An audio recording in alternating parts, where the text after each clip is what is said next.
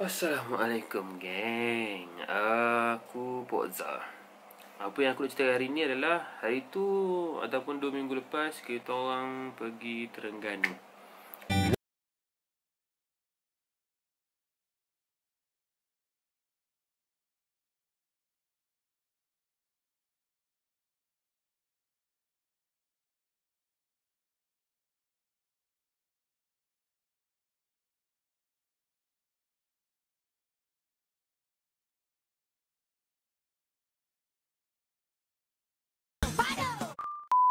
Macam mana kita orang boleh start untuk pergi ke Terengganu ni?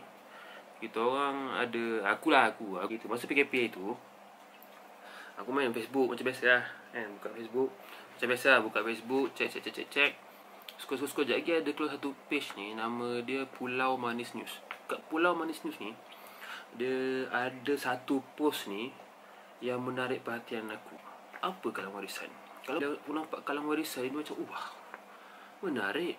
Walaupun masih dalam fasa permulaan, tapi dia dah menarik ramai pengunjung untuk datang kat situ. Tu power dia. Basically dia taman rekreasi. Dia macam sungai.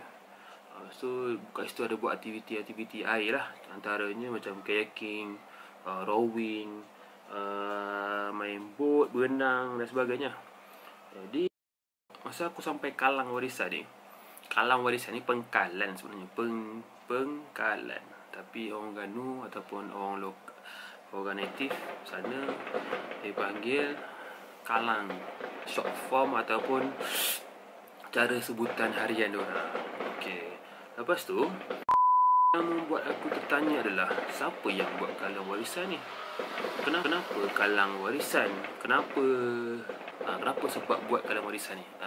So bila dapat maklumat daripada maklumat lisan daripada penduduk kat situ, katanya Kalang Warisan ni dibuat atau dinaikkan sempena dengan Tokku Pulau Manis menanti dengan penuh harapan, dengan penuh penantian menunggu gurunya untuk datang dan menziarahi dia.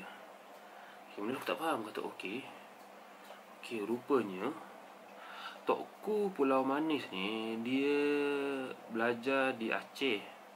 Lepas tu dia balik ke kampung dia, kampung Pulau Manis, dan ditunggu tok guru dia ataupun guru dia untuk datang dan ziarahi dia. Tu cerita dia yang aku faham lah. Siapa Tokku Pulau Manis? Okey. Tokku Pulau Manis ni atau nama sebenarnya adalah Syekh Abdul Malik bin Syekh Abdullah bin Syekh Abdul Qaha bin Muhammad Sharif Al-Baghdadi. Tu nama sebenar dia. So Syekh Abdul Malik ni atau Tokku Pulau Manis ni basically dia hidup dalam sekitar kurun 17 Masihi. Okay, so dah lama lah kalau ikutkan. Kalau 17 Masihi 300 tahun lepas lah. Education background Tokku Pulau Manis, sebenarnya Tokku Pulau Manis ni education background dia bermula dengan family dia lah. Family dia tu sendiri memang ilmuwan agama. So lepas tu bila dia dah remaja, dia follow family dia pergi bisnes sambil berdakwah. Lepas tu pada lebih kurang macam 20-an jam tu, dia pergi ke Aceh untuk belajar lagi, untuk tambah lagi ilmu dia bersama dengan guru kesayangannya iaitu Syekh Abdul Rauf Singkil. Ni lah guru yang dia rindu tadi tu, yang dia duduk tunggu dekat Kalang Warisan ni. Syekh ni lah, Syekh Abdul Rauf Singkil ni lah. Singkil. Syekh Abdul Rauf Singkil ni adalah ulama famous sangat-sangat masa tu dekat Aceh. Tokku Pulau Manis pun berhijrah lah ke Aceh. Okey.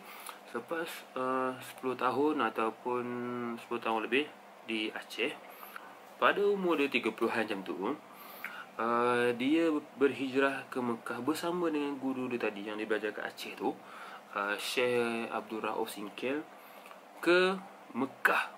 Untuk apa? Untuk berguru dengan guru yang sangat power masa tu di Mekah, iaitu Syekh Ibrahim Al-Qurni ataupun Syekh Ibrahim Al-Madani nama dia. Itu background education dia lah. Dan Tokku Pulau Manis ni, lepas dia habis belajar di Mekah, dia pun balik semula ke kampung halaman. Tapi sebelum dia sampai ke kampung halaman, dia singgah dulu di Johor. Tokku Pulau Manis menabal Sultan Terengganu yang pertama, iaitu Sultan Zainal Abidin I. Siapa Sultan Zainal Abidin I? Sultan Zainal Abidin I adalah anak kepada bendahara Johor pada waktu itu, iaitu Tun Habib. Tun Jenal ni Tokku Pulau Manis bawa datang Terengganu, tabal dia sebagai Sultan Terengganu yang pertama. Itulah Sultan Zainal Abidin I. X factor yang pertama.